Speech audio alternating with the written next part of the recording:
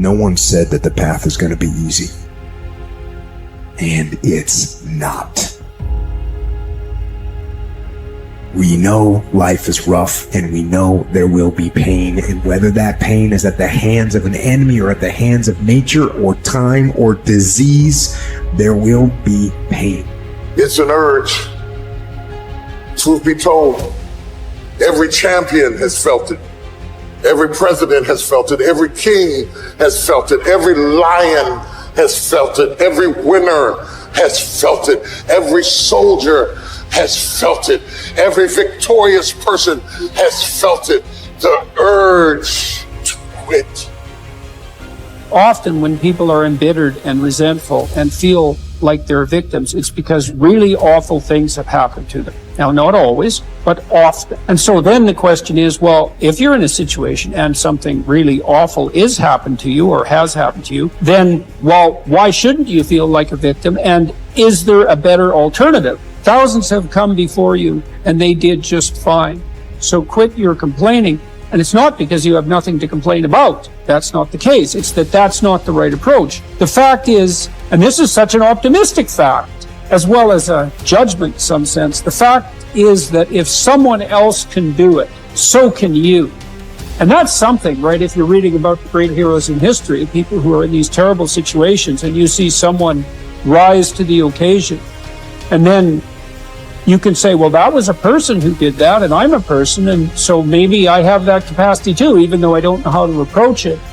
Don't allow that inner doubt in you to tell you why you're not good enough. You ignore that inner voice and all of the external voices. Don't judge the possibilities for what you can do based upon the circumstances, because the circumstances won't determine who you are. Doesn't matter how many mistakes you've made. Doesn't matter how much money you've lost. In fact, I see it only as an investment, what you learn from life. You don't stop when you're tired. You stop when you're done. You stop when you complete it and you execute it. This way you start separating the successful from the unsuccessful. Just because it says trial on the package, or tribulation on the package, or pain on the package, it don't mean it ain't a blessing inside, and most of you turn around when you see pain. But those of us who have the right perspective, we approach it when it say pain. When we see trial, tribulation, we don't give up or give in. We know the blessing is on the inside. We don't give up. We don't surrender. We don't quit. We see differently. Our perspective is different. And because our perspective is different, our outcomes are different. Our rewards are different. If you haven't learned something from periods of suffering, if you haven't wrung the juices of your own pain and drank them, for your own nourishment, you have wasted your experience and missed the chance to expand capacity for being stronger the next time that these seasons arrive at your door. My mental outcomes were a consequence of my habits, and my habits were a consequence of my choices. It is true that character is to some extent innate. Our genetic makeup imbues in us certain proclivities. But it is as true that character is mostly a consequence of choices. We all make them, and we should make them deliberately with the knowledge that these choices are part of our responsibility toward a purpose other than our own selfish aim. That responsibility is to your family, friends, community, and country. You have purpose in this life. God has you here for a reason. You may not know it, but He does. Your job is to find it. No one else can. You need to understand that your purpose may be great in the eyes of the world, or it may be commonplace and seemingly small. Your purpose might be your family, your children. Your purpose might be tutoring a child and changing their life. Your purpose might be the business you started. Your purpose might be cleaning up your block. Your purpose might be in the help you give others. Your purpose might be in the example you set. Only you and God know. Only you and God need to know. Search until you find it.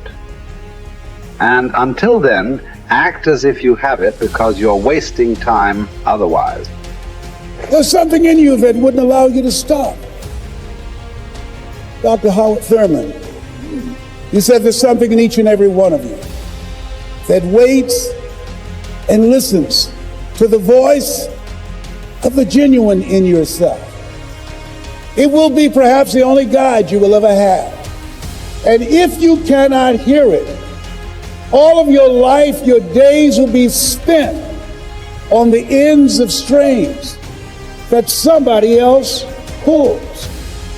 And I say to you, the reason you showed up, even though you couldn't afford to be here, the reason you drove hundreds of miles, flew around the world, there's something in you, in your heart of hearts, that said, I'm not going to let anybody pull my strings. It said, I'm going to control my own personal economy. It said, I've got a dream I want to achieve. I want my children to have a choice of the kind of education that they want. That said, I am the captain of my ship. That said, I'm going to control my destiny. And whatever it takes, I'm willing to do the work.